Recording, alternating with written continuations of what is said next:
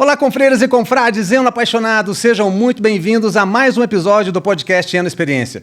Hoje, o nosso estúdio tem a honra de receber uma das personalidades mais queridas e respeitadas do jornalismo do vinho no Brasil. Um profissional que mudou da água para o vinho, literalmente. Ele é jornalista, filósofo, publicitário, escritor, apresentador do programa Wine Actors na Chef TV+, fundador da Confraria dos Sommeliers e autor de 2 livros incríveis, Nem Leigo, Nem Expert e Vinho para o Sucesso Profissional.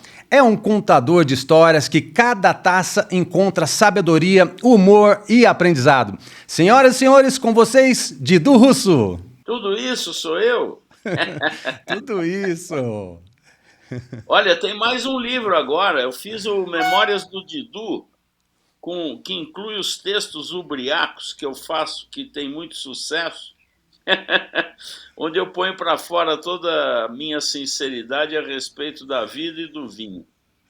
Muito bem. Depois eu quero que você me fale para o pessoal alcançar onde que a gente pode adquirir esse livro para a gente poder colocar todo esse assunto também na mesa, principalmente rodeado com uma taça de vinho. Lá no Adega Online tem a venda lá. Na Adega Online.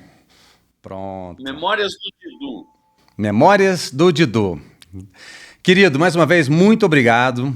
O vinho, ele é cultura, é alma engarrafada e ele é o retrato líquido do tempo e do lugar. E ninguém traduz isso com tanta leveza e autoridade quanto você.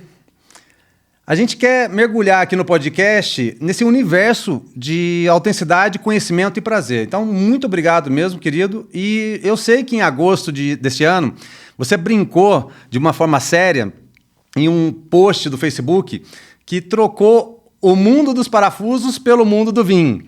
Conta pra gente qual foi o teu ponto de partida, assim, aquela virada da sua vida que te fez seguir o coração e se dedicar de corpo e alma a esse universo.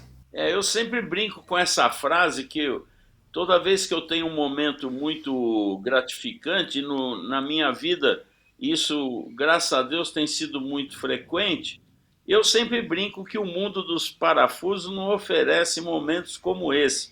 É uma brincadeira, obviamente, porque o nosso tema é vinho, então as reuniões com vinho são sempre muito alegres, com a bebida participando, com almoços e jantares e coisas que normalmente na minha vida cotidiana eu não teria condições de fazer, certamente. Eu tenho consciência disso e isso eu considero um privilégio. Eu comecei no vinho por estar entediado na publicidade. Eu fui de uma época, eu estou bastante coroa, né? Depois de quase 30 anos em publicidade, já tenho quase 30 anos no vinho. E a publicidade eu vivi um momento muito bonito dela, onde era charmoso, era glamuroso, ganhava-se bem, a vida era o máximo, e de repente ficou tudo muito chato, burocrático, e não se ganhava mais tão bem. E um dia me enchi e falei para minha mulher, eu vou largar tudo e vou mexer com vinho, que é o que eu gosto. Eu já era um enófilo, já lia a respeito, continuo um enófilo. E acabei montando um bar de vinhos que deu tudo errado, mas começou minha vida no vinho assim. Lancei lá um curso de vinhos que acabou virando o meu primeiro livro, o Nem Leigo, Nem Expert. E lá também fundei a Confraria dos Sommeliers, que existe até hoje, que reúne todo mês profissionais do serviço do vinho para degustar algum tema às cegas, enfim. E de lá o bar deu tudo errado, porque era muito à frente do seu tempo. Pra você ter ideia, tinham 36 vinhos em taça, até Barolo em taça tinha naquela época, final do século passado. E o cardápio não existia, era um buffet com várias coisas, tinha camembert, brie, prosciutto crudo, e a cada meia hora saía um tacho de macarronada, tudo a um preço fixo. E a atração era a carta dos vinhos, que era uma aula, né? Cada vinho tinha toda a história, era muito legal, mas ninguém entendeu. Resisti um ano lá e saí correndo cheio de dívida, mas nasceu lá a confraria, o meu curso virou um livro e nasceu o Didu, comunicador do vinho, né? Eu não sou jornalista, eu sou um filósofo, eu não estudei jornalismo, mas tenho facilidade para escrever, gosto, e eu vivo disso hoje, consigo ser independente, ter minha opinião, consegui um monte de seguidores, nunca fiz promoção para ter seguidores, tenho bastante popularidade, e é como eu digo, o mundo dos parafusos não oferece os encontros dos quais eu participo. E é muito legal você colocar isso, porque eu tive a oportunidade de conhecer você há 2 décadas atrás. E um lançamento de alguns vinhos de uma importadora que até ela não tem mais. Quando eu saí da Expand e entrei na Vinho Sul, a gente foi fazer a apresentação do catálogo e alguns vinhos lá na churrascaria Vento Aragano. E lembro que lá... Não, E lembro que lá você já tinha toda uma referência para o mercado. O que você já colocava lá naquela época já era um alto patamar de referência do trabalho do jornalismo. E aí, por mais que você fala, não fiz jornalismo, sou um filósofo, que é interessante, mas as suas matérias são muito de instruções que formam realmente as pessoas. Vamos trazer um tema, por exemplo, assim, ó, depois de mais de 50 mil vinhos degustados, com muita atenção, porque você sempre presta muita atenção no que você está degustando, porque tem essa seriedade de comunicar. Como é que a gente pode resumir, para quem está assistindo a gente agora, sobre o que separa um vinho apenas correto de um vinho memorável? Fábio, eu acho o vinho, as pessoas complicaram demais o vinho. Eu acho que se há um mérito no trabalho que eu faço é tratar o vinho como uma coisa simples. É claro que existe um estudo enorme, esse tema é infindável. Eu diria aos espectadores, telespectadores, web espectadores aí que estão nos vendo, não se iludam. As pessoas que dizem que conhecem vinho, você fuja delas, porque certamente é uma presunção ou um esnobismo. O vinho é um tema infindável.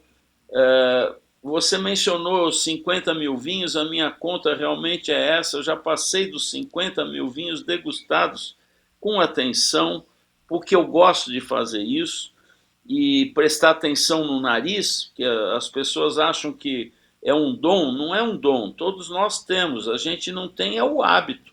Se a gente puder ter o hábito de curtir o vinho com prazer, com respeito, sabendo que tem uma família atrás dele fazendo vinho, todo mundo é capaz de descobrir os aromas, mas não é descobrir os aromas de uma ficha técnica para ficar recitando, tem framboesa, tem não sei o quê. Isso é bobagem. O aroma, todo vinho foi feito por nosso prazer, não para ditar regra de etiqueta social. Então, o bacana de curtir o vinho assim é você ter a sua memória olfativa e também a sua memória gustativa quando prova um vinho. O vinho excepcional de um vinho correto, a diferença é a emoção que ele traz para o degustador. Eu gosto de muitos vinhos que muita gente não gosta.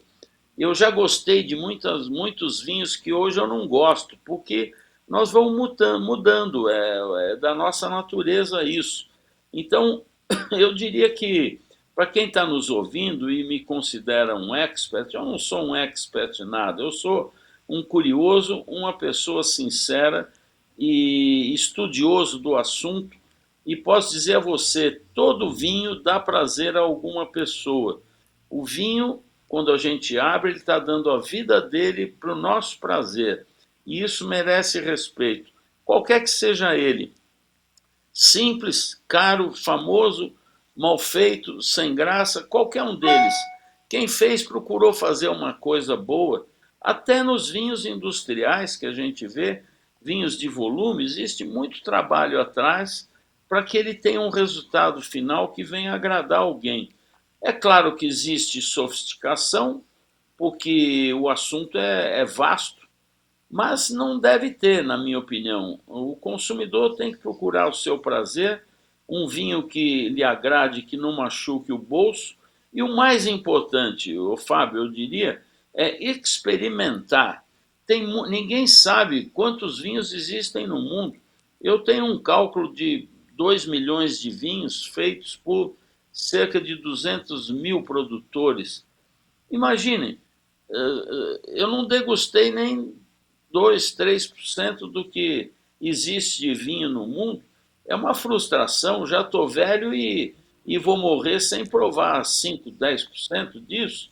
Então, o repetir vinho, na verdade, é meio um sacrilégio para o vinho. Mesmo que ele seja gostoso, eu também repito vinho, obviamente, mas é uma pena. O ideal é sempre experimentar. Tem muito vinho no mundo. E isso que é o bacana porque permite a gente, como leigos e eternamente leigos, a gente vai ter a oportunidade de compartilhar esses momentos também ao lado de pessoas que a gente ama, seja a nossa família, seja nossos amigos. E você fala também muito sobre a autenticidade, né? Vamos falar um pouquinho na prática sobre um vinho autêntico.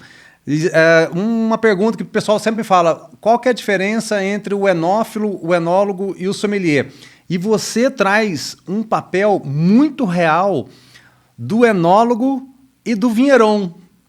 Vamos explicar a diferença do enólogo e do vinheron e sobre essa autenticidade quando a gente tem um vinho na taça.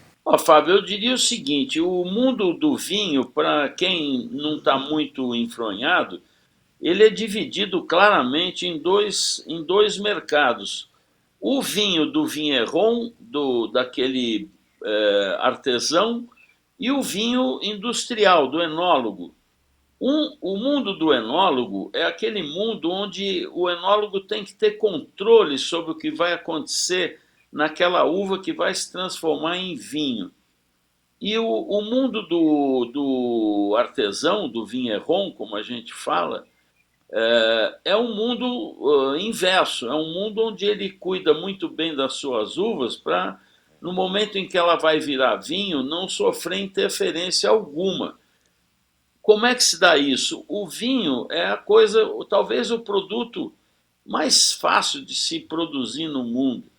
É uma uva que você espreme, as próprias leveduras dessa uva consomem o açúcar daquele líquido e transformam em álcool e gás carbônico aquele açúcar. O gás carbônico vai para o espaço e o álcool fica no líquido. Depois você só separa a parte sólida, aqueles engaços, eventualmente, as cascas, o que sobrou, e engarrafa aquele líquido. Isso que é o vinho. E esse é o vinho que o Vinheron faz até hoje. É um mercado que está crescendo porque as pessoas estão valorizando mais. São sempre pequenas produções. No caso dos vinhos convencionais, vamos dizer assim, ele é um vinho onde tem o enólogo função de entregar centenas, milhares de litros de vinho. Esse outro mundo do vinho convencional, o enólogo tem que ter controle do que está acontecendo. Para isso, ele precisa de um ambiente limpo, asséptico. E aí ele acrescenta as coisas que ele precisa naquele mosto todo do qual ele tirou aquela característica local, né? Então, são dois mundos muito distintos, eu acho. É muito legal porque a gente consegue evidenciar também a tradução das gerações, né? Porque uma indústria, ele tende a atender um mercado. As tradições, as famílias de geração em geração, tendem a apresentar um produto da essência, não apenas do terroir, do clima, mas daquilo que a família produz, né? Principalmente quando a gente for falar de países do velho mundo. Vamos falar um pouquinho também para o consumidor comum de como identificar na taça se o vinho ele foi maquiado pela indústria, como você estava colocando ali por esses ajustes, porque muitos países, as legislações locais, elas permitem, né, uma chaptalização, permite adicionar, por exemplo, Cabernet Sauvignon 75%, 25% pode ser qualquer coisa.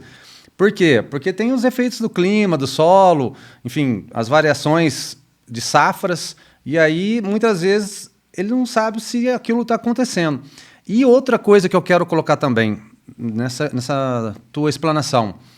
Você sempre diferencia orgânicos, biodinâmicos e naturais. Qual é o principal erro de interpretação que ainda confunde o público? O pessoal ainda não consegue entender o que é isso. Então vamos lá, vou repetir.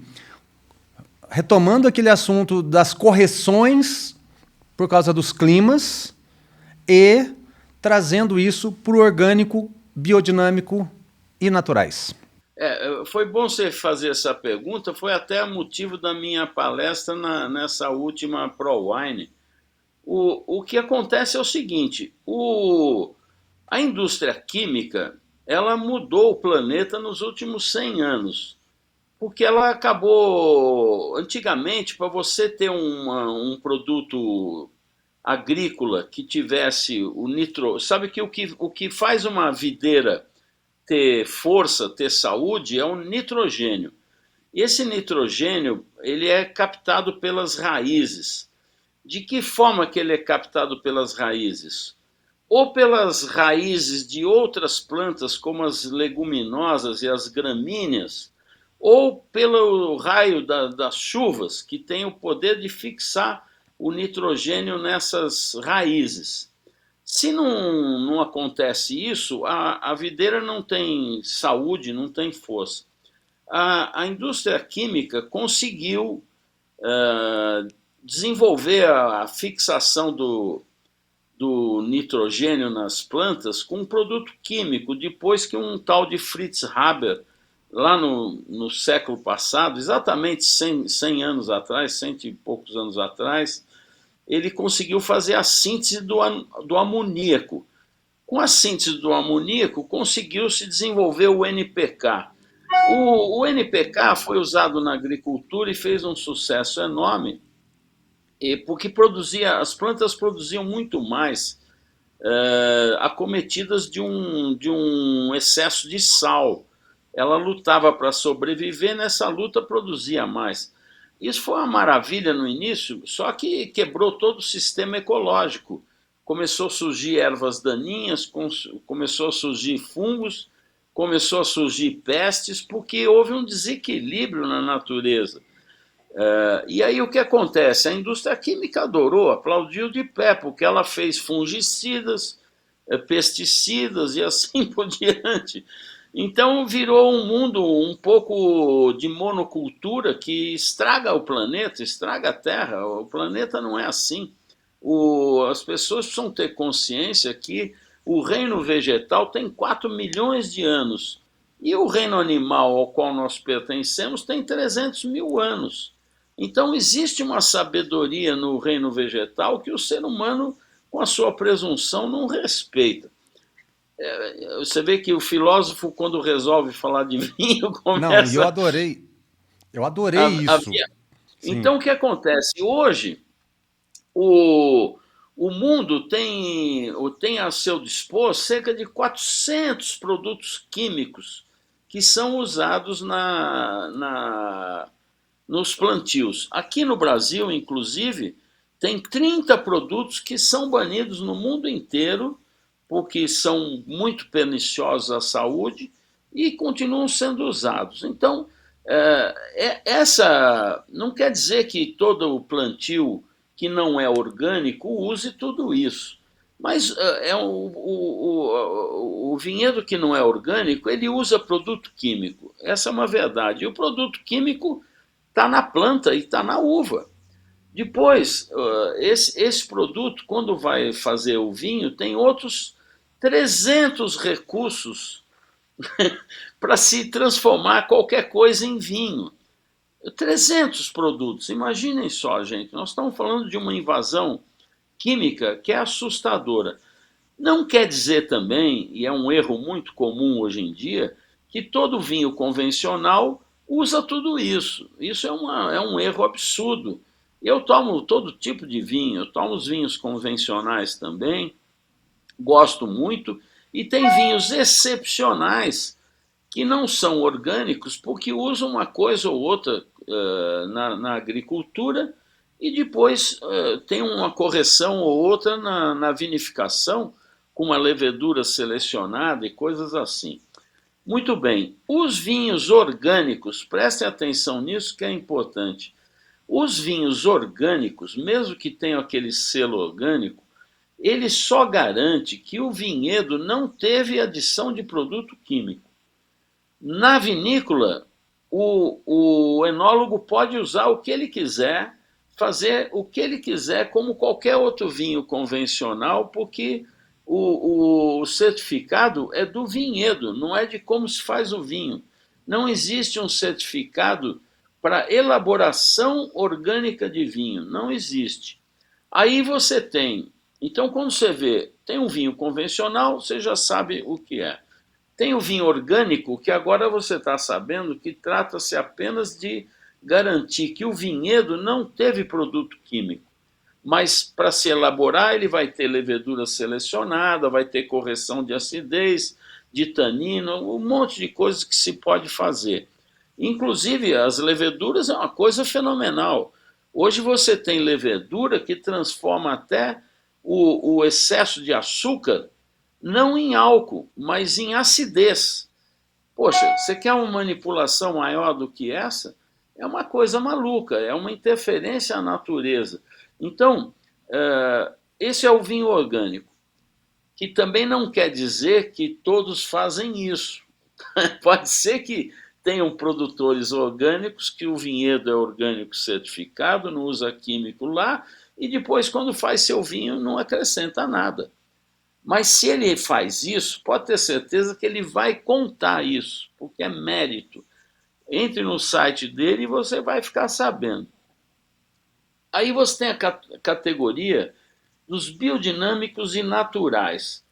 Os biodinâmicos é o top do top de um vinho, porque não dá nem para explicar aqui, porque, para você ter ideia, a minha palestra sobre biodinâmicos demora 2 horas. Mas só para dar uma noção às pessoas, também no século passado, enquanto surgiu o tal do Fritz Haber, surgiu também um homem que é o. Agora me fugiu o nome dele, o pai da biodinâmica, já me vem o nome dele à cabeça, que fez as famosas palestras sobre biodinâmica, que consiste no quê? A sintonia biodinâmica, vida em movimento. Então, ele partia do princípio que a vida é equilíbrio, a doença é o desequilíbrio. Então, o que aconteceu? Ele fez uma série de palestras que depois se transformaram em publicações e tal, onde nasceu a escola Waldorf, onde nasceu homeopatia, tudo isso, e ele desenvolveu uma série de estudos sobre a influência astronômica, não tem nada de astrologia, não tem nada de reza brava, ninguém uiva para a lua, nada disso. O que existe é um conhecimento que não é comum na humanidade a respeito de energia, porque 94% da parte sólida de uma uva ela acontece pela fotossíntese, a energia solar que traz esse volume de matéria. O que não era matéria, em 3 meses vira matéria. 94%, gente. Isso é uma coisa de uma beleza maravilhosa, porque nós estamos falando de algo que a gente não percebe nos nossos sentidos normais de visão, cheiro, tato, olfato e paladar, mas que está acontecendo. É a energia solar. E isso, ele foi além, analisando a posição astronômica, porque cada astro do nosso sistema solar tem um ritmo diferente. Enquanto a Terra, em 24 horas, dá um giro em torno do Sol, tem outros planetas que demoram 32 anos. Isso não pode ser. É claro que a gente não sabe nada, nós sabemos muito pouco de quase nada. E essas coisas têm influência na vida na Terra. Ele estudou muito isso. Então, para cada tipo de problema, existe uma solução de preparar o vinhedo. A biodinâmica se baseia em preparar um vinhedo sem adição de nada químico, obviamente, para que esse vinhedo tenha a melhor estrutura possível para absorver essas energias solares que ele vai absorver com a fotossíntese. Só para dar um exemplo bastante interessante, os preparados que esse cara desenvolveu,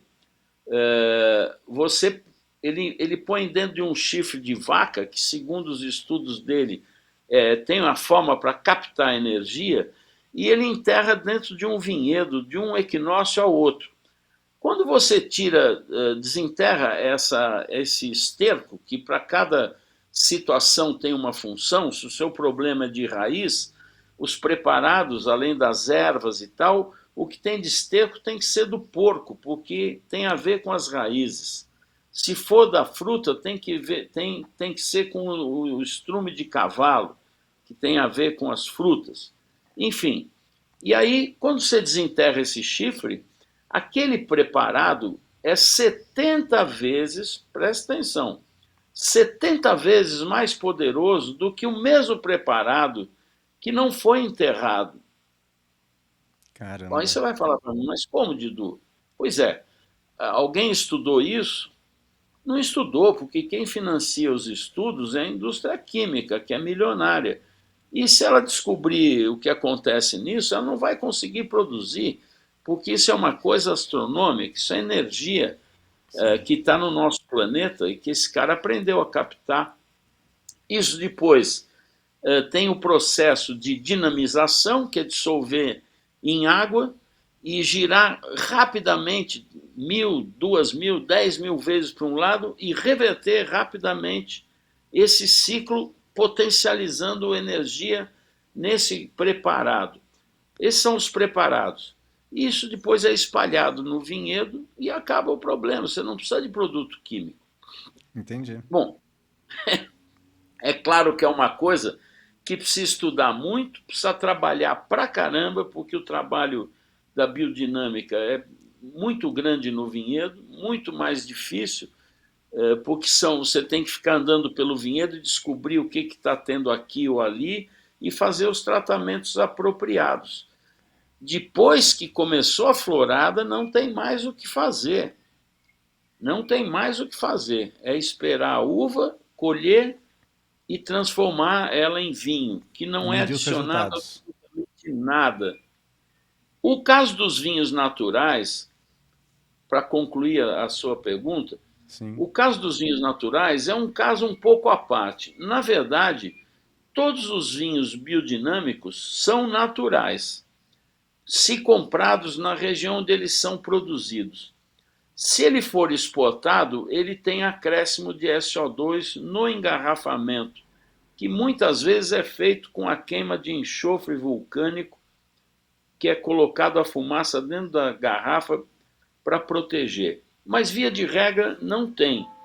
A própria fermentação produz um pouco de SO2, até 40 miligramas por litro, do próprio ambiente. O vinho natural, o que ele faz? Ele fermenta a uva, como eu falei no início, espreme a uva, deixa fermentar, acabou, não se faz nada. Só que o vinho natural, filosoficamente, deveria ser de vinhedo orgânico, no mínimo, e o ideal que fosse de vinho biodinâmico, de vinhedo biodinâmico, porque é mais puro, mais limpo e mais saudável. Mas ficou na moda, desde o Marcel Lapierre, que conseguiu colocar vinhos naturais. É outra história um pouco comprida, mas existia lá no Beaujolais um professor que era enólogo também, o Jules de Chauvet, e que era amigo do Marcel Lapierre e de outros caras.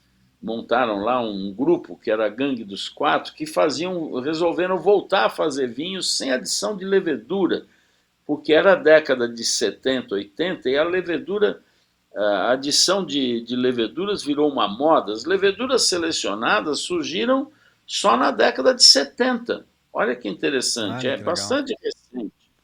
E isso virou uma moda e eles então meio que se revoltaram, falaram, não, vamos fazer um vinho sem acrescentar nada e sem botar SO2.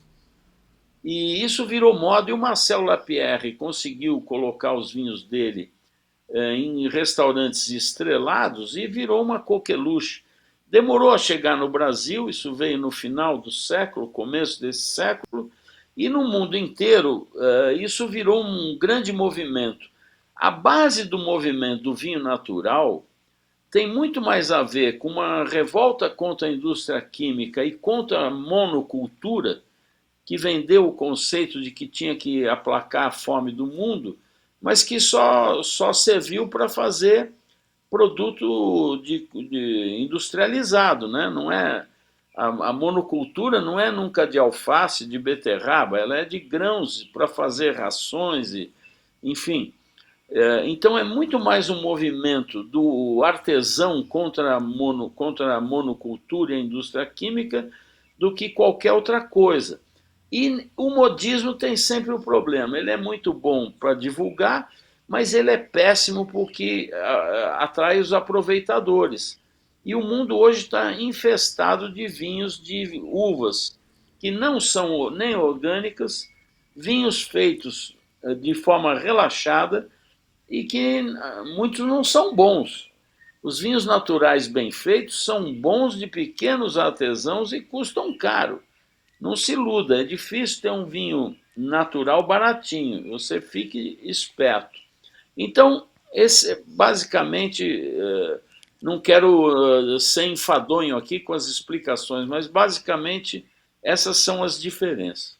Didu, mas é muito importante você colocar isso na mesa, porque nós estamos num continente, a gente não está num país, a gente está num continente, né? São 200 milhões de habitantes e a gente ainda está engateando na cultura. Então, ter uma pessoa como você que consegue expressar esse conhecimento e trazer isso de uma forma simples para as pessoas começarem a entender é fundamental.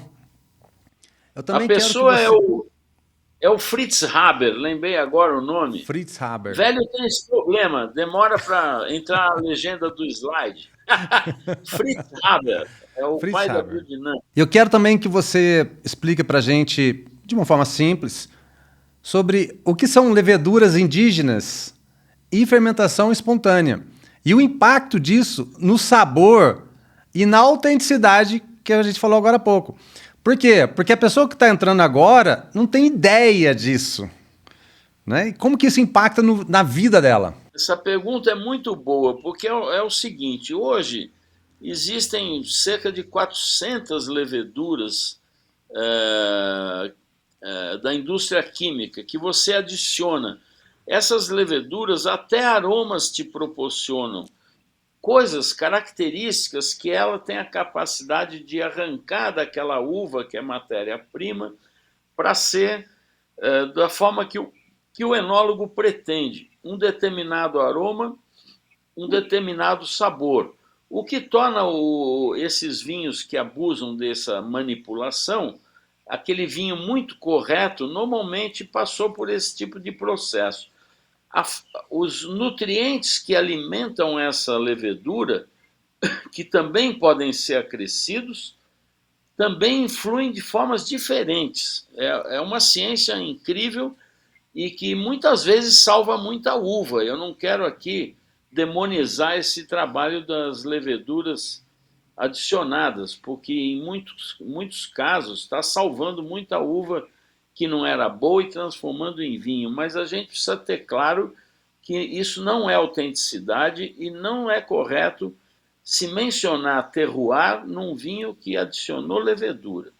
Muito bem. A diferença de levedura indígena para fermentação espontânea. Hoje, essa coisa do marketing, eu sou um cara que vem do marketing, eu fico muito chateado quando usam o termo marketing como um atributo de engano, de sedução, de ilusão. O marketing não é isso. O marketing é estudar desejos do consumidor e desenvolver um produto que atenda esses desejos. Isso é que é marketing. Marketing não é pegar um produto e fazer uma divulgação enganosa dele. E hoje essa palavra maltratada virou sinônimo disso. Então, eu já vi até enólogo falar, nossos vinhedos são orgânicos biodinâmicos. Não, não existe isso. Ou ele é orgânico ou ele é biodinâmico. Mas as pessoas misturam porque tem um apelo de venda sedutor, não é verdade? Essa levedura indígena é a levedura autêntica da própria uva. Você fazer um vinho com a própria levedura é a garantia do terroir, do sotaque daquele vinho. É o Didu falando aqui do jeito que ele é. Eu não posso chegar aqui querendo falar com um sotaque francês, que você vai falar, pô, o Didu tá doido, o que é isso? Ele nunca teve esse sotaque. Então, a levedura indígena garante essa autenticidade do terroir e daquele ano, porque a cada ano a natureza se manifesta de uma maneira.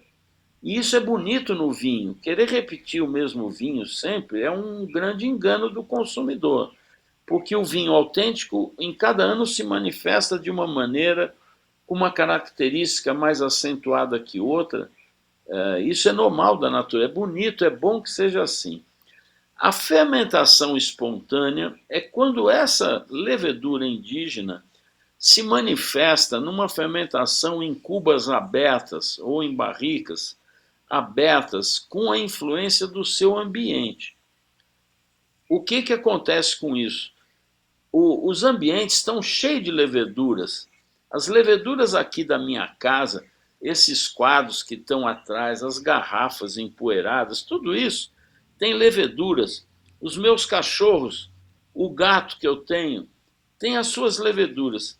Se eu pegar a mesma uva do meu vinhedo e der para você verificar na sua casa, Fábio, ou na casa de qualquer outra pessoa que esteja nos ouvindo, para fazer uma fermentação espontânea, o vinho não vai ficar igual, mesmo a uva sendo com as suas próprias leveduras e sendo do mesmo vinhedo. Porque essas leveduras daqui, das garrafas, do mofo, não que aqui tenha mofo, em Chablis é que tem muito mofo nas bodegas, lá nas vinícolas. Se você tirar um mofo lá, o cara mata você, porque aquela é a tipicidade dele. O da sua casa é diferente do meu, da minha. Os seus cachorros são diferentes dos meus. Então, essa fermentação espontânea, além de usar, veja como é uma coisa muito maior. Sim. Além de usar a levedura da própria uva, ela tem todo esse composto do ambiente, se tornando uma coisa absolutamente única, inimitável. Eu acho isso lindo, é uma coisa muito bonita. E normalmente, quem faz isso produz um tipo de vinho só. Ou precisa vinificar em ambientes separados, porque senão, se ele tiver dois tipos de uva e fizer dois tipos de vinho, as leveduras vão se mesclar. Então, normalmente, eu falei de Chablis. Chablis é Chardonnay. Então, o cara fermenta tudo aberto ali, porque lá só tem Chardonnay. Ele não vai fazer um Cabernet Sauvignon e nem vai fazer um Sauvignon Blanc. Percebe?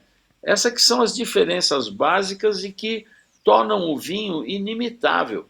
Esses vinhos, quando bem feitos e autênticos, eles, na verdade, devem merecer o respeito de quem degusta e a humildade de quem degusta para aprender com aquele vinho, porque se o vinho foi plantado uma determinada... Eu falo sempre isso sobre Pinot Noir. Todo mundo, no mundo inteiro, quer fazer um Borgonha. Está errado. Ninguém tem que fazer um Borgonha, porque a Borgonha já faz o vinho da Borgonha. Quando você faz um Pinot Noir na sua casa, no seu país, no seu território, você tem que fazer bem feito e sem adição de nada para saber como é que a Pinot Noir se manifesta naquele lugar. E se ele é bem feito dessa forma como nós estamos falando, ele merece a nossa humildade, o nosso respeito. Você pode gostar ou não, mas ele é inimitável e ele é autêntico. E a vinha está se manifestando daquela forma naquele lugar. Cabe a nós aprendermos com isso. Olha que interessante, a Pinot Noir aqui na Granja Viana, na casa do Didu, se manifesta assim, porque não teve nenhuma interferência. Ela ser igual a um Borgonha, na minha opinião, não é um elogio, é uma coisa absurda, uma coisa que não pode acontecer. Outra latitude, outro clima, outro solo, outro tudo, como é que vai ser igual? Pelo amor de Deus. E aí você evidencia também aquela primeira frase, que eu também gosto de falar sempre, né? Desconfie daquela pessoa que fala que sabe tudo de vinho. Porque se você pegar uma Pinot Noir e começar a plantar em todos os vinhedos do mundo, serão todos vinhos completamente diferentes. Isso mostra o impacto no sabor e na sua autenticidade. E uma coisa que você fala também, degustar com atenção, não apenas beber. Porque a pessoa, às vezes, ela acha que está tomando um Pinot Noir e fala, estou tomando um Pinot Noir da Borgonha, e é de outro país, outra região. E ele não entende isso aí. Que dicas que você dá para quem quer evoluir esse paladar de uma forma prática? Olha, a dica que eu sempre dou é a seguinte. A primeira coisa é pegar uma meia dúzia, 10 tipos, junte os amigos para ficar barato. Junte amigos como você, que ainda não estão muito enfronhados no vinho, e você compre, estabeleça um valor, R$ 100. Cada um vai gastar R$ 100 numa garrafa de vinho. Um vai comprar um Cabernet, isso dá para fazer, obviamente, deve ser feito, obviamente, com brancos e com tintos separadamente. Então você vai separar 10 vinhos varietais, que é o nome que a gente dá para aqueles vinhos que são feitos de uma uva só. Então um vai comprar um Cabernet, outro um Merlot, outro um Pinot Noir, outro um Tannat, e assim por diante. Um Malbec, essa coisa toda. Os vinhos têm que ter o mesmo nível de valor para tentar de alguma forma ter um parâmetro. Vocês vão abrir as garrafas, vão embrulhar essas garrafas, cobrir de alguma forma para não saber o que é, vão numerar e embaralha. Embaralha ela antes de numerar, depois alguém enumera e vocês vão tomar um por um e conversar a respeito. Pega a amostra 1, analisa o aroma. Todo mundo tem capacidade, não é? Está cheirando vinho. Todo mundo gosta de fazer essa piada. Não, você tem que sentir o que tem aquilo de interessante. Puxe pela sua memória. Não é a ficha de degustação que tem que mandar em nada, é você, o seu prazer. Você vai ver, naturalmente, que você vai escolher 2, 3 vinhos daquele grupo de 10 que você gostou mais. Aí você vai desembrulhar e vai falar, puxa, um era um Malbec, o outro era um Merlot, o outro era um Pinot Noir. Aí o que você deve fazer? Escolha um deles e vá atrás de vários países. Primeiro no país de origem da uva. O Cabernet nasceu em Bordeaux. Bom, só em Bordeaux, você veja que caminho que eu estou propondo a vocês. Por que eu fiquei fascinado pelo mundo do vinho? Só Bordeaux tem 12 mil produtores de vinho. O que você acha? Não vai dar para provar tudo. Mas você vai selecionar primeiro o vinho que você gosta. E aí você vai percorrer um caminho primeiro, na minha opinião, de vinhos de entrada de vários países onde tem essa casta. O caso do Cabernet é dramático porque é a uva mais plantada em todo lugar, se adapta fácil em vários lugares, e você vai poder saber a diferença de um Cabernet da França para um de Portugal, para um da Austrália, para um do Brasil, para um dos Estados Unidos, e assim por diante. Então você vai ganhando um repertório gustativo da tipicidade de cada local. E aí você vai começar, depois você vai mudar a faixa de qualidade, né? Lamentavelmente a qualidade está sempre andando junto com o preço. E se você fizer isso com amigos que têm a mesma paixão que você, vai ser um programa legal para fazer mensalmente, pode resultar num caderno de anotações, e se coincidir de ter poucas preferências, é mais fácil para enveredar nesse caminho que não tem volta, mas não tem volta mesmo. E ó, meu querido, eu tô sempre em São Paulo, a gente tem família aí na cidade. Quando você estiver organizando, eu sei que você já faz isso já há muitos anos, mas me avisa que eu quero poder participar de uma experiência sua, na sua confraria, e também quero te convidar para daqui em Poços de Caldas, porque você vai ter meu compromisso aqui, que eu vou começar a fazer essas degustações às cegas nesse formato, que eu acho que isso vai ser muito legal para as confreiras e os confrades viver essa experiência.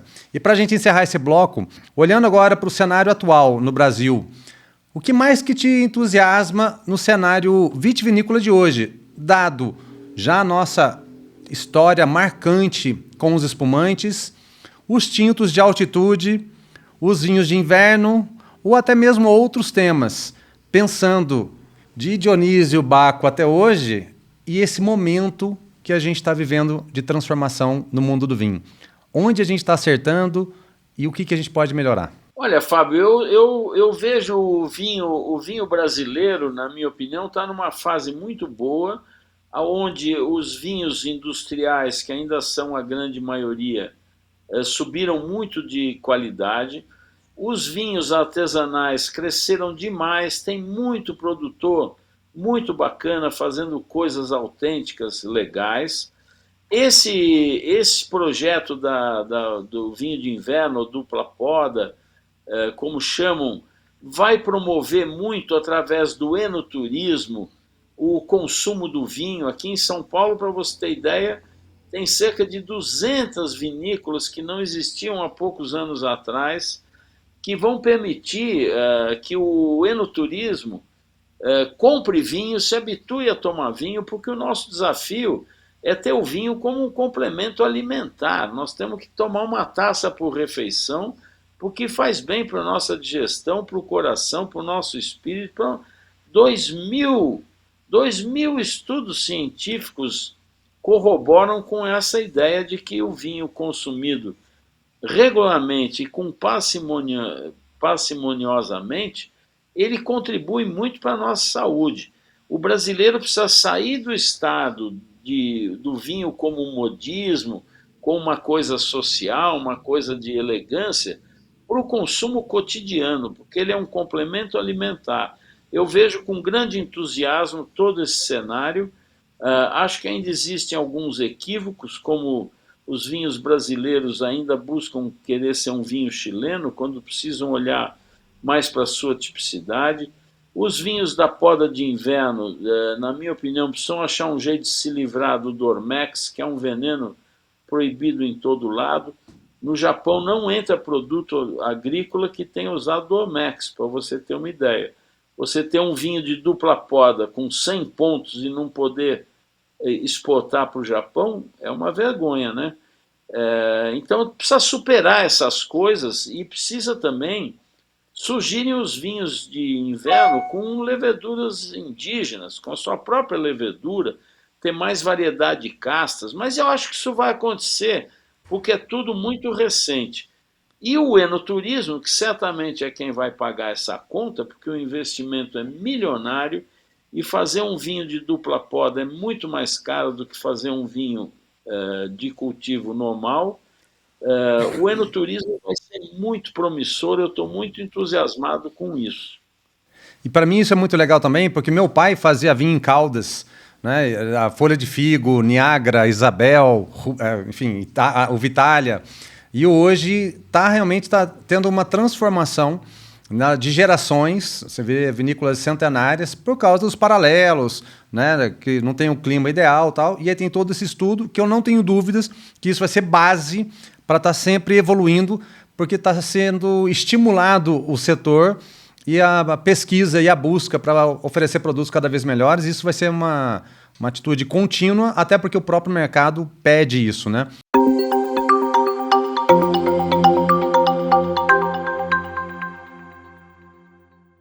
E agora uma pausa rápida para o nosso quadro de utilidade pública, falando de vinho. Vinho legal. Informação na taça. Como comprar certo, beber bem e com segurança. Ô Didu, com tantos casos recentes de adulteração e bebidas ilegais circulando, O que o consumidor precisa saber antes de comprar um vinho? Não estou nem falando do metanol naquelas bebidas que está matando gente aí. Comprar vinho com procedência. O que o consumidor precisa saber antes? Fábio, o que o consumidor precisa saber é que o vinho também produz metanol naturalmente na fermentação por causa de um produto que tem na casca chamado pectina. Ele na fermentação produz metanol, mas produz 0,5 grama de metanol no máximo. O metanol só causa problema à saúde acima de 8 gramas por litro. Um vinho nunca vai ter mais do que 0,5 grama de metanol e, portanto, não é problema algum. Porém, se um vinho é adulterado, e a gente vai lá saber como, pode ter tudo lá dentro, né? A maneira de evitar isso, para vinhos de forma geral, é comprar num comércio sério. Não é comprar de gente esperta que acha que descobriu o negócio da China. O vinho importado deve ser comprado de um importador legal ou de uma loja que se abastece do importador legal do vinho. Essa coisa de comprar DV Catena da lista do amigo, isso é um risco danado. E pior, mesmo que o vinho não seja adulterado quimicamente, seja falsificado, ele, pelo simples fato de entrar ilegalmente no país, você está correndo 3 riscos. O primeiro, veja que contradição, um vinho que foi mal transportado, tomou sol, tudo, quando você tomar, você não vai ter experiência de quem queria tomar aquele vinho. Para ter experiência de tomar aquele vinho autêntico, você tem que comprar de quem cuida direito desse vinho. Esse é o primeiro problema. O segundo problema, você pode ser preso como um receptador de mercadoria ilegal. Isso é um risco que pouca gente comenta e que qualquer comprador de um produto que entrou ilegalmente no Brasil, ele pode ser indiciado criminalmente. E o terceiro, que eu considero o pior de todos, Fábio, é que hoje já se sabe que quem está por trás das falsificações e dos contrabandos de vinho é o crime organizado. Ou seja, você, para ser esperto e economizar R$100 numa garrafa de um vinho, além de correr todos esses outros riscos, você está financiando o mesmo grupo que pode entrar na sua casa e raptar seu filho. As pessoas têm que ter consciência disso, pelo amor de Deus. Exatamente, meu querido. E para quem está, então, nos ouvindo, anota aí pelo menos 3 passos do Didu para esse consumo seguro. Primeiro, então, desconfie do preço milagroso. Aquela mensagem do WhatsApp, fica atento. Verifica o contrarótulo e o importador oficial, porque tem uma empresa séria que está trazendo esse produto para cá. E, principalmente, exija a nota fiscal, porque vinho sem procedência é risco na certa. Respeite o vinho, respeite a sua saúde, porque autenticidade também é hospitalidade. Você quer receber pessoas na sua casa e servir uma coisa boa? Lembre-se disso, autenticidade.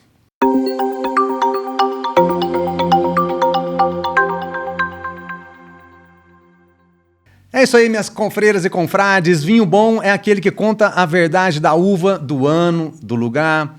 E você, qual foi o rótulo mais autêntico que você já provou? Deixa aqui seu comentário, porque vinho é encontro e encontro pede conversa. E falando em ótima seleção de vinhos, quero falar da loja Trebbiano, daqui de Poços de Caldas. Uma seleção afiada com rótulos do Brasil e do mundo. E o atendimento de quem vive o vinho todos os dias. Trebbiano, escolha com confiança, brinde com prazer.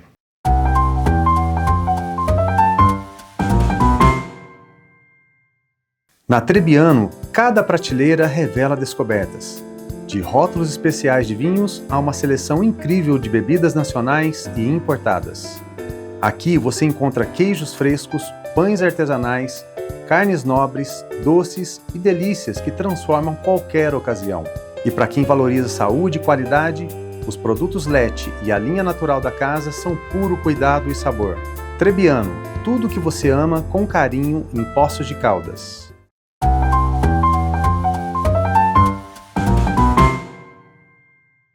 Voltamos. Didu, o que diferencia uma casa que pensa o vinho daquela que apenas vende garrafas de vinhos? Olha, o que diferencia de cara é você ver uma carta de vinhos que seja enxuta e não muito grande e que procure contemplar vinhos de qualidade em diversos níveis de preço. Isso, para mim, é uma coisa muito clara em restaurantes que gostam do vinho e que trabalham pelo vinho. Pensando no mundo de restaurantes, o consumidor de hoje, né, 2025, ele está buscando mais preço ou história? Lamentavelmente, o consumidor está procurando preço. Eu digo consumidor falando da maioria, né? A gente sempre tem exceção em tudo. E essa busca por preço acaba levando o dono dos restaurantes a procurar vinhos muito simples, porque o restaurante também, por um histórico nosso inflacionário das margens de ganho com destilados, onde um drink ou dois paga a garrafa inteira, ele exagera na margem de ganho do vinho. Então isso tem levado esses dois componentes, um do restaurante e outro do consumidor, tem levado a maioria dos lugares terem vinhos muito simples a preços errados, muito caros. No seu programa lá do Wine Actors, na Chef TV+, você já entrevistou grandes nomes, além de inúmeros eventos que você já participou no Brasil e no mundo. Você teve recentemente agora no Uruguai, enfim. Conta pra gente, pensando agora que tem aqui donos de restaurantes assistindo aqui o programa, uma história que mais te marcou sobre o elo entre a gastronomia e o vinho, para que esse empresário fala, caramba, é assim, quero entrar nesse mundo também. Olha, nem é uma história, é um fato estatístico. Todo restaurante que investe numa carta de vinho bem feita, investe num profissional, num sommelier bem formado, que permite que o sommelier faça uma carta profissional, onde ele degusta as comidas e degusta os vinhos apropriados para aquilo, é comprovado estatisticamente que o crescimento é na ordem dos 30%, além de você atender melhor seu cliente. Quer dizer, você vai crescer, vai atender melhor seu cliente e vai ganhar na divulgação boca a boca de quem for lá. Isso é uma coisa muito clara, mas infelizmente não acontece muito. Hoje o pessoal está procurando muito economia, os sommeliers não são tão respeitados como deveriam. Não é um momento. Eu acho que nós não estamos num momento. O momento do profissional e do vinho nos restaurantes não está no mesmo momento do que o mundo do vinho está vivendo. Nós estamos um pouco atrás, na minha opinião. E é muito interessante você falar isso, né? Porque a gente vê todo esse movimento, por exemplo, cada vez mais. Na Europa, eu já conversei com muitos amigos de lá recentemente, que os consumidores estão buscando vinhos com menos madeira, mais fruta, né? Vinho mais autêntico. E enquanto a gente ainda vê, principalmente nesse mercado paralelo, trabalhar sempre muito vinhos com madeiras, vinhos que são, né, montados para o mercado. E a importância de como um restaurante não só pode, como deve treinar a sua equipe para vender com alma o vinho, sem arrogância, sem a prepotência, porque explicar para o cliente que um vinho legal custa o que ele custa, sem perder a venda e sem parecer elitista, é um desafio. Quando a gente fala, vamos democratizar o vinho, a pessoa não entende nada, já quer entrar no cenário do democratizar, ele não vai entender. Primeiro precisa entender o que é o complexo para depois ele vir para democratizar. E você costuma dizer que também feira não é rodízio de pizza. Os eventos de vinhos tal, não é a oportunidade para que as pessoas, por exemplo, vão com perfumes na ProWine e coloca lá um perfume francês tal e perde totalmente a sua capacidade olfativa para fazer a análise do vinho. Como que a gente pode orientar para esse empresário as boas práticas para a operação dele no restaurante, para os eventos que ele quer organizar de degustação de vinhos, por exemplo, para estimular ele, abrir a mente dele a tomar iniciativas proativas a favor do vinho? Eu acho que a grande dica que eu daria para quem quer se utilizar do vinho e ajudar o vinho e se ajudar ao mesmo tempo é arranjar algum produtor ou importador parceiro que faça essa ação junto com ele, e cada cliente que entrar no seu restaurante, ele dá uma taça de vinho, não cheia, uma prova de um vinho, como se ele estivesse degustando e falasse, olha que vinho legal que eu estou degustando, e oferece para o cliente. Eu duvido que metade desses clientes não vão pedir o vinho na mesa na hora que sentarem.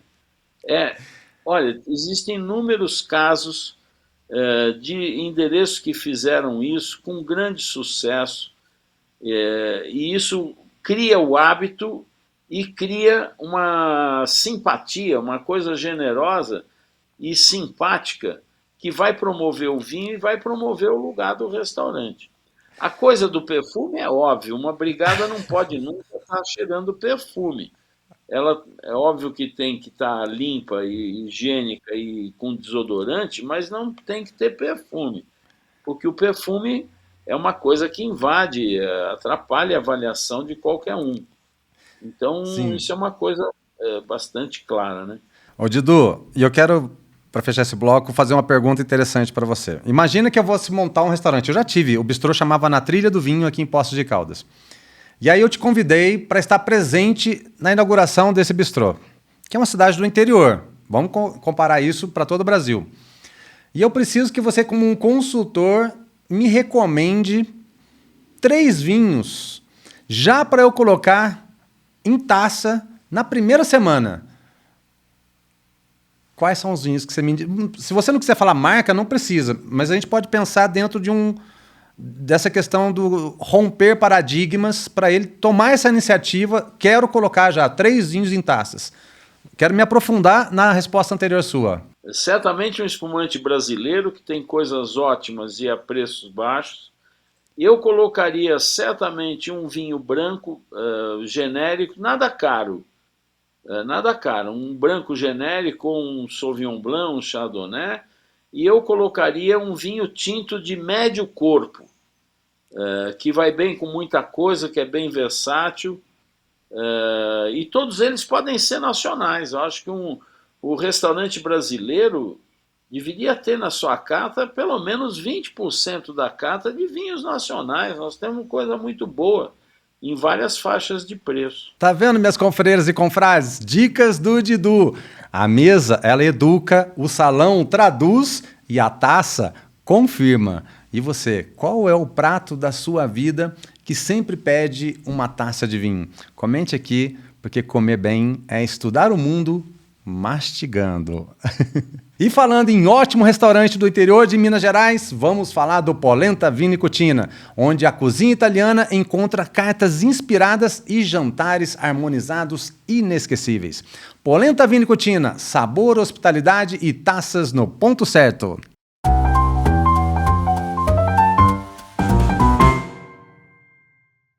No Polenta Vino e Cucina, cada detalhe foi pensado para te levar direto à Itália. Do aroma de seus drinks à seleção de vinhos, tudo tem alma, sabor e história. Aqui, cada espaço te convida a viver momentos únicos, seja a 2 ou entre amigos. Polenta Vino e Cucina, um pedaço da Itália em Poços de Caldas.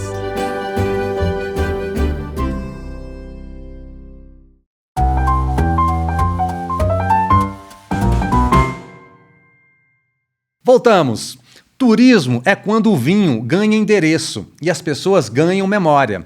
E o enoturismo tem sido o motor que move regiões inteiras, no mundo e principalmente aqui no Brasil também, que é um país muito acolhedor. Didu, o que faz um roteiro de enoturismo ser realmente memorável? Cita pra gente alguns exemplos que você viveu que está aqui marcado na sua memória. Ó, Fábio, é tanta coisa. Eu tive tanto privilégio com a minha trajetória no mundo do vinho que o enoturismo, certamente, eu acho que é o melhor. Eu tenho uma opinião particular que no futuro o enoturismo vai representar 50% do consumo de vinho, porque é um programa. O transporte está cada vez melhor, cada vez mais barato, as pessoas estão cada vez mais fazendo viagens para o seu prazer, para a sua cultura, e o vinho é um prato cheio para isso. Então, o que eu acho? Que um enoturismo deve ter? Em primeiro lugar, ele deve ser amável e não ser muito técnico, porque o consumidor comum não gosta dessa coisa muito técnica. Ele tem que ser um pouco. Tem que explicar sem se aprofundar. A gastronomia da experiência deve acompanhar, porque o vinho e a gastronomia, como nós falamos no bloco anterior, são duas coisas inseparáveis. Vinho e comida, o vinho nasceu para acompanhar a comida, foi assim que. E nos países desenvolvidos do vinho, ele é amigo inseparável da cozinha. E a experiência também, que eu acho muito legal, de acompanhar os processos. Isso nem não é o ano inteiro que é possível ser feito, porque há momentos em que a vinícola está produzindo e que é mais interessante, na minha opinião, de visitar, porque você vai acompanhar algum processo ou de fermentação, ou de engarrafamento, ou de trasfega, essa coisa toda. É muito gratificante e eu acho que é gratificante também as degustações. Degustações basicamente didáticas das características de cada estilo de vinho ou cada estilo de uva, porque o que acontece, Fábio, cada visitante de uma vinícola, que um cara que foi fazer um enoturismo, seja na vinícola que for, ele vai virar naturalmente um divulgador daquele produto, daquele vinho, daquela família. E porque é uma coisa memorável, desde uma coisa simplesmente comercial, como uma coisa mais carinhosa, mais amável, mais pessoal. Quanto mais pessoal e amável for, eu acho que é mais forte a ligação dessa pessoa com aquela marca e ele vai virar um eterno divulgador. Ele quer contar, ele volta, se é no exterior, se é aqui, ele volta e na roda de amigos ele quer falar. Você não sabe, tive na vinícola tal, você sabia que tal coisa? Ele quer, faz parte da convivência humana contar essa coisa dessa experiência. Eu boto muita fé no enoturismo, muita fé mesmo. E o Brasil, quando eu comecei no vinho, não existia enoturismo no Brasil, era uma coisa impensável. Tinha meia dúzia de vinícolas que faziam. Hoje todo mundo tem um receptivo. É importante para quem produz o vinho entender que isso é um outro negócio, não é o de fazer o vinho. Muita gente acha que o mesmo cara tem que fazer tudo. É claro que em lugares pequenos e artesanais, eu acabei de voltar do Uruguai. O Uruguai é um paraíso sul-americano, é uma Borgonha sul-americana de pequenos produtores. Então, você é recebido pelo dono. E é uma coisa extraordinária. Mas isso não é comum e não é normal. Porém, se a pessoa é recebida com carinho e bem tratada, é um negócio fenomenal. A pessoa não esquece nunca e é muito gratificante. Bom para todos. É incrível você falar isso, porque são ótimas práticas que os produtores estão recebendo aqui para poder atuar junto aos seus visitantes, como você sempre fala, com autenticidade e transparência, né? Colocando aquele amor próprio. Nós estamos aqui em Poços de Caldas, no sul de Minas, a 30 quilômetros de Andradas, a 60 quilômetros de Espírito Santo Pinhal, e no Brasil todo tem vinho sendo produzido em Goiás, Brasília, norte de Minas. Eu trabalhei, né, na Expand, junto com o Carlos Lucas, o enólogo, no projeto da Dão Sul, lá no Vale de São Francisco. Né? Então, assim, você percebe a quantidade de oportunidades que existem em relação ao turismo de experiências e como isso está caminhando para o Brasil literalmente entrar no mapa do enoturismo mundial. Porque nas feiras, quando a gente coloca os vinhos, é por isso que a gente tratou também o assunto vinho no primeiro bloco, saber, né, a diferença dos naturais, orgânicos, biodinâmicos e o impacto de aditivos, né, para o consumo. Mas o Brasil está no momento bom, né, de mostrar que ele também é um bom produtor. E isso é legal, por exemplo, você teve recentemente lá em Mallorca com o Miguel Ángel Cerdá, da Ânima Negra, se não me engano. Você teve lá experiências incríveis, que isso aí tá na sua memória, assim, muito...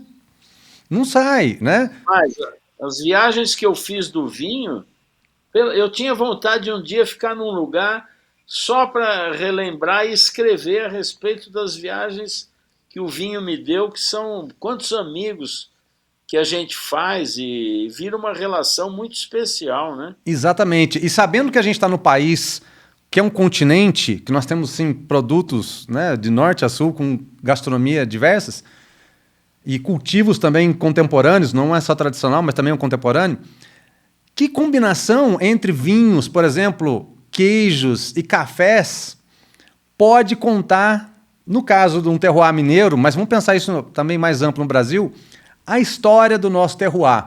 Como que a gente pode falar? Vamos mesclar isso aí e valorizar. Sabe por que eu falo isso? Porque às vezes é um produtor pequeno que você citou aí. Aquele cara que ele não é bom de marketing, ele não sabe fazer a exposição do produto dele, mas ele faz o vinho bem feito. E aí ele não consegue entrar nessa exposição que às vezes já poderia ter acontecido há 30, 50 anos atrás e não aconteceu por uma falta de trabalho desse. Que dica que você dá para essa combinação do vinho com outros produtos no turismo de experiência? Eu acho que o Brasil está perdendo uma oportunidade muito grande com a coisa dos queijos. Nós somos notáveis hoje em queijos, com grandes prêmios internacionais. Eu não conheço nenhum restaurante. Olha, eu estou em São Paulo, gente, é a meca da gastronomia da América do Sul, com coisas de todos os níveis, de todas as procedências. Não tem um restaurante que tenha um carrinho de queijos, como você encontra em Paris, em qualquer lugar que você vá, para servir no final das refeições. Poxa, com tanto queijo premiado, como é que nós não temos isso? Depois, o próprio produtor.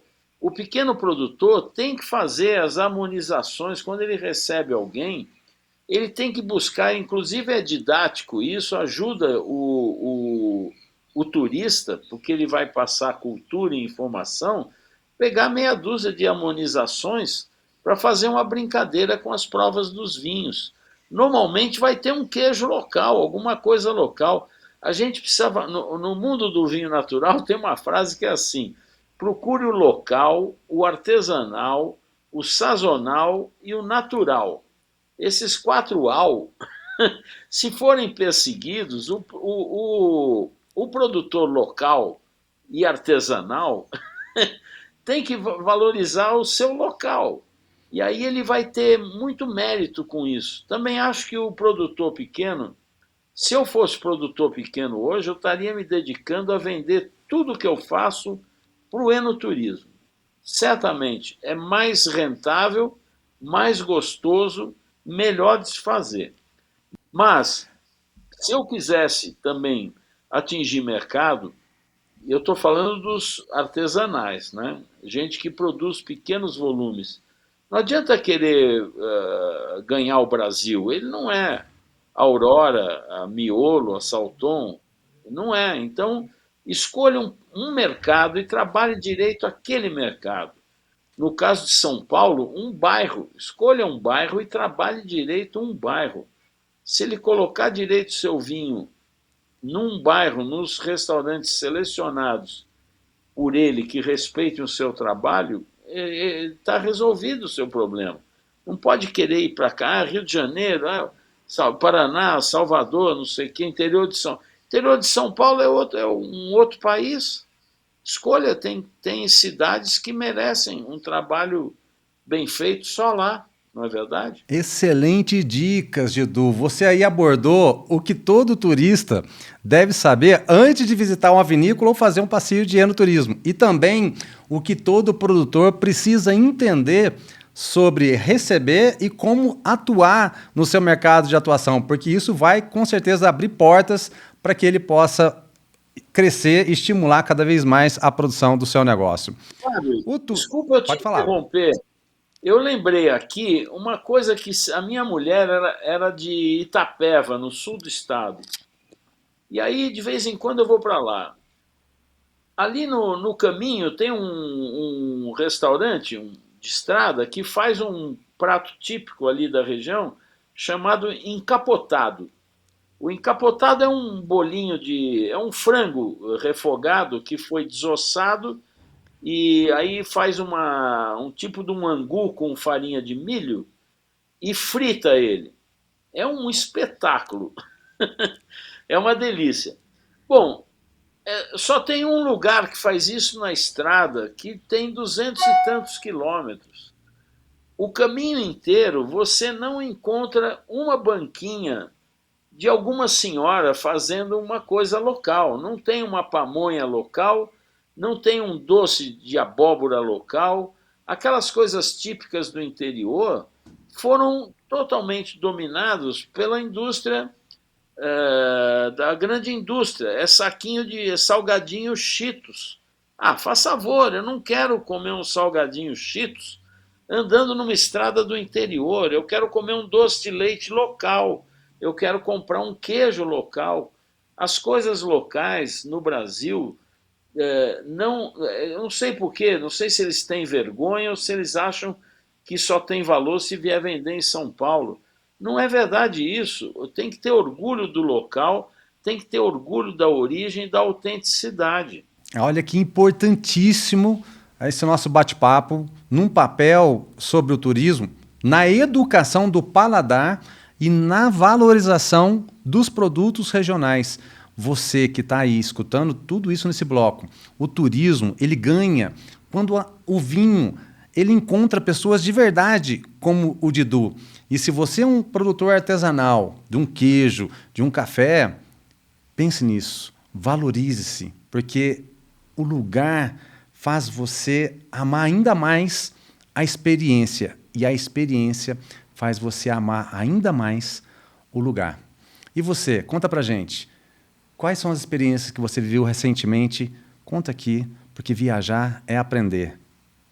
Brinde após brinde. E para viver um momento especial aí na sua casa, eu recomendo a pizzaria Santa Pizza. Tradição, forno quente e hospitalidade de Poços de Caldas em cada fatia. Santa Pizza, sabor que reúne família e amigos.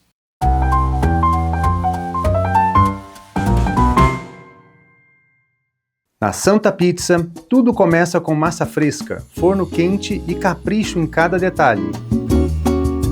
O sabor chega quentinho na sua casa e cada pedaço fala por si.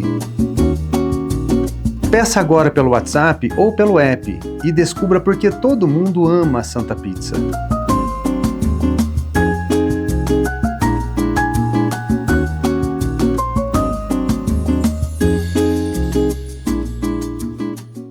A Queijaria Queijo Sô vai muito além da venda de queijos. Aqui, cada peça carrega história, técnica e paixão. É um verdadeiro trabalho de curadoria, onde se transforma queijos frescos em joias maturadas, com alma e identidade mineira. Vem para Poços de Caldas e conheça a Queijaria Queijo Sô, um autêntico sabor mineiro direto da fonte.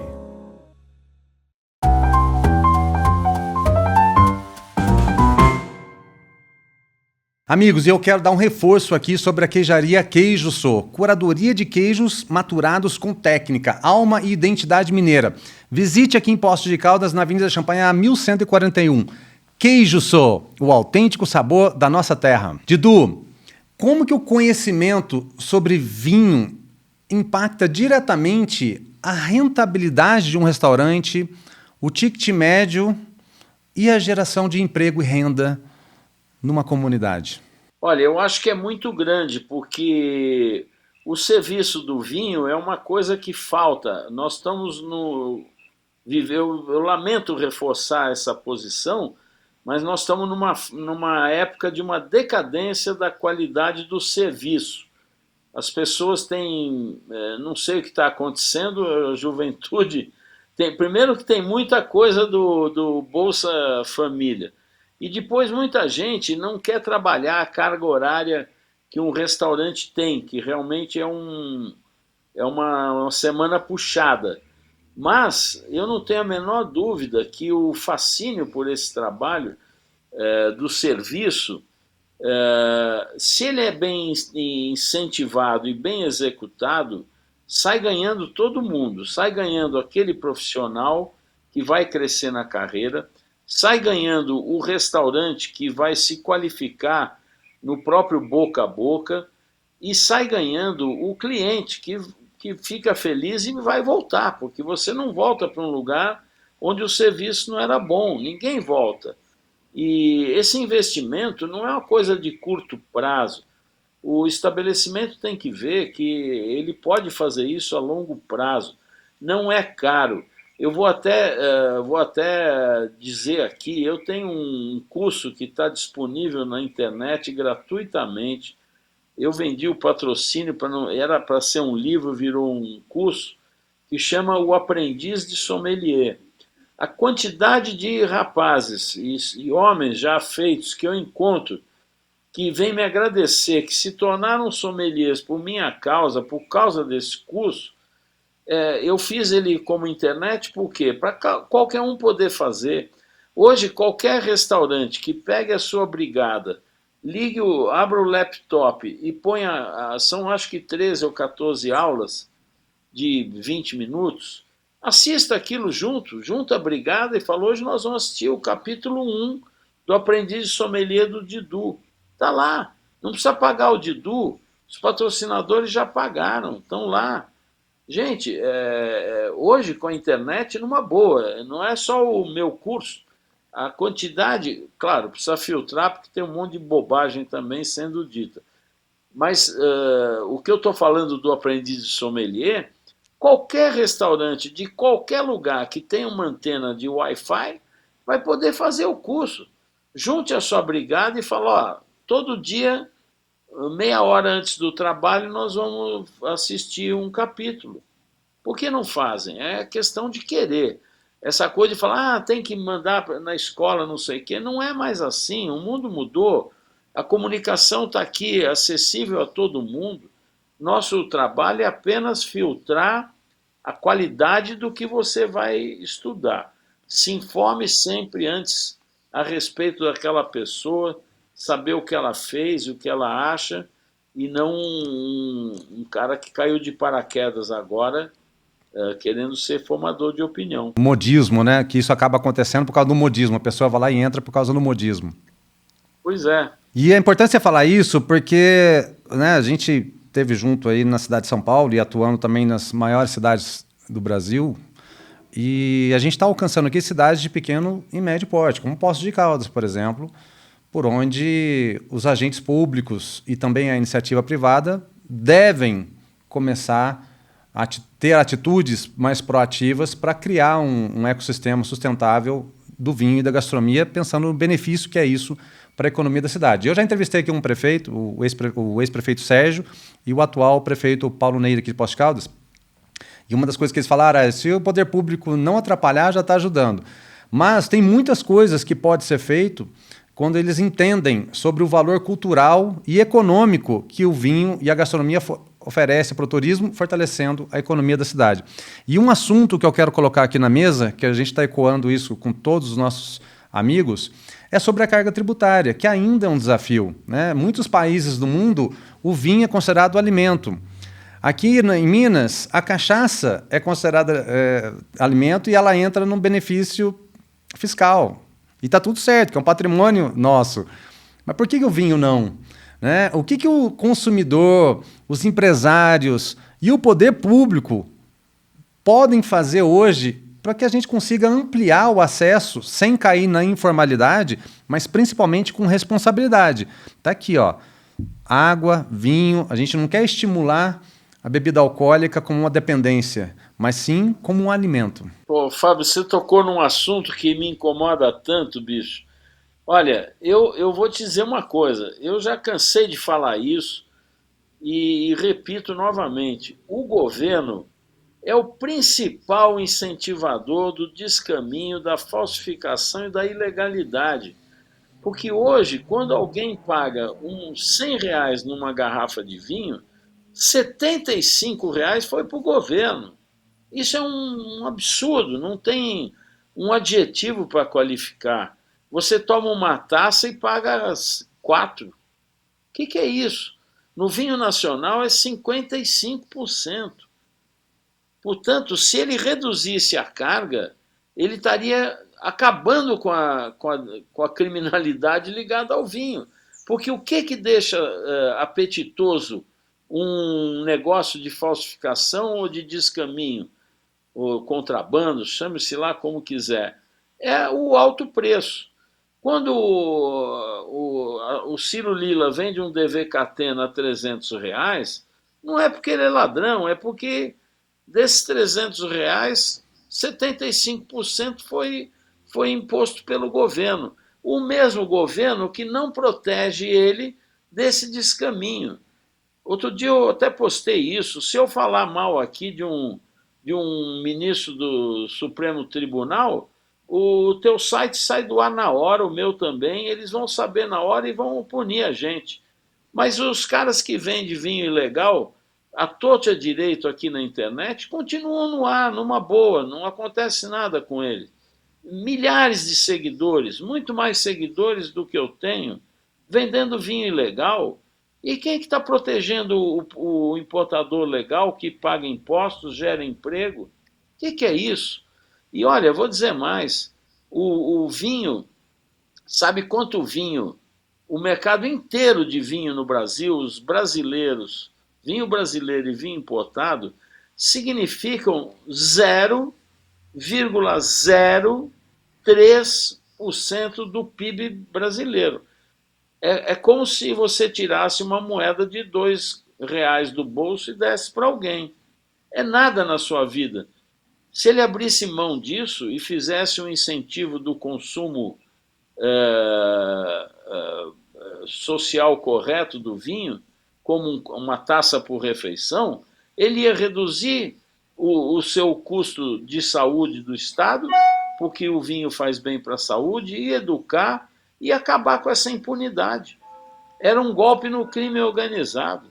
Pelo amor de Deus, não tem o que falar sobre isso. Vamos aumentar esse movimento porque a gente consegue nos unir. O pessoal lá do Sul, eu já sei que já está fazendo um trabalho grande sobre isso há muito tempo. Está vindo agora aqui a região de São Paulo, sul de Minas também, para fortalecer. E a gente está aí à vésperas de eleições, né, e cobrar para que essas petições não fiquem engavetadas lá, que elas sejam votadas, porque ao virar lei, eu não tenho dúvida que a gente consegue transformar isso. Dudu, para encerrar, qual que é a sua mensagem final para os empreendedores que estão nos assistindo agora e que querem prosperar com o vinho? O empreendedor do vinho? Isso. O empreendedor do vinho, o meu recado é o seguinte: foque na sua autenticidade, não queira ser famoso, esqueça os prêmios, trabalhe direito o seu enoturismo. Esse é o meu recado. Tá vendo, meus amigos? Prosperidade nasce quando o conhecimento encontra a ação. E ter uma referência como o Didu Russo em suas tomadas de decisões faz com que as suas decisões sejam mais assertivas e corretas. E você aí, que passo você vai dar hoje para elevar a cultura do vinho na sua cidade? Porque prosperar é somar talento, método e capacidade. E falando sobre talento, método e capacidade, na área de seguros, preciso falar sobre a Revive, soluções sob medida para proteger seus sonhos e seus negócios. Revive Seguros, segurança para brindar a vida sem preocupações.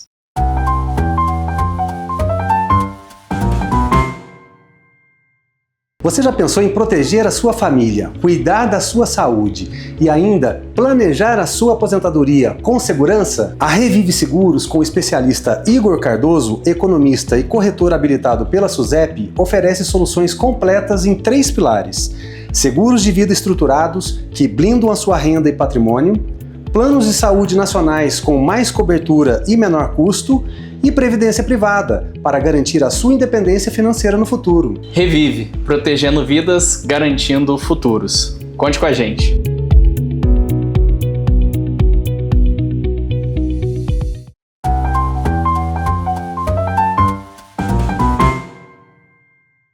Meu querido amigo Didu, que honra e que aula você nos deu hoje, meu amigo. A gente teve junto, eu vou tocar aqui agora num assunto sensível. A gente esteve junto lá na ProWine, onde nos encontramos nos corredores lá, ao mesmo tempo com o nosso querido e agora saudoso amigo Carlos Cabral. Ele me abriu as portas quando eu trabalhava na Morandê. Quando eu saí da Ambev e fui para o Mundo Vinho, fui trabalhar na Morandê. E fazendo um trabalho na Morandê, na cidade de São Paulo, em 2002, 2003, ele me recebeu. Eu até me emociono também. Ali perto naquela loja, ali perto do Parque Ibirapuera. E me abriu as portas lá. E me ensinou absurdamente. E desde então, me tornei amigos assim, de muitos Cabralzinhos, que até hoje a gente continua essa jornada. Carlos Cabral foi uma personalidade incrível e que também deixou um legado fantástico no mundo do vinho. A memória dele era prodigiosíssima e para mim vai ser um problema, porque eu recorria muito a ele para tirar dúvidas. Agora sobrou o Zé Maria Santana e o Pagliari, porque o cara era um dicionário, ele tinha uma memória incrível, lembrava de fatos, datas, tudo. Um pecado muito grande, fiquei muito triste mesmo. Uma dor que a gente E aquela vez aqui. foi a última vez que aquela foto que você tirou, que estamos nós três, foi a última vez que eu tive com o Cabral, porque depois disso nós teríamos um almoço que foi no dia que ele teve o infarto. O filho ligou avisando que ele não iria, e foi o dia que ele teve o infarto, imagina. Bom, melhor do que ter tido um infarto almoçando com a gente. Não tenho dúvida disso. E assim, Didu, que fica esse legado, porque nós aqui estamos apenas como passageiros, mas a história do vinho vai continuar eterna. O espaço agora é seu para deixar uma mensagem final para as nossas confreiras e confrades de todo o Brasil. Olha, eu quero agradecer muito a tua generosidade, foi um prazer estar aqui. Falar sobre vinho para mim é um grande prazer, eu faço com gosto. E se tem um recado que eu quero deixar para todo mundo, é o seguinte: não faça tipo com vinho. O vinho não foi feito para ficar sendo avaliado, o vinho foi feito por alguém, para o prazer de outro alguém. É uma coisa linda, pessoas que não se conhecem, gerando prazer uma para a outra. O vinho é um momento para você compartilhar com uma pessoa que você gosta, com um amigo, com a namorada, com o namorado, com a mulher, com os filhos. Eu, toda vez que volto de viagem, tem um programa típico aqui em casa, que é se reunir todo mundo aqui no meu refúgio biodinâmico, a gente toma vinho para contar da viagem. É um momento sempre de comemoração.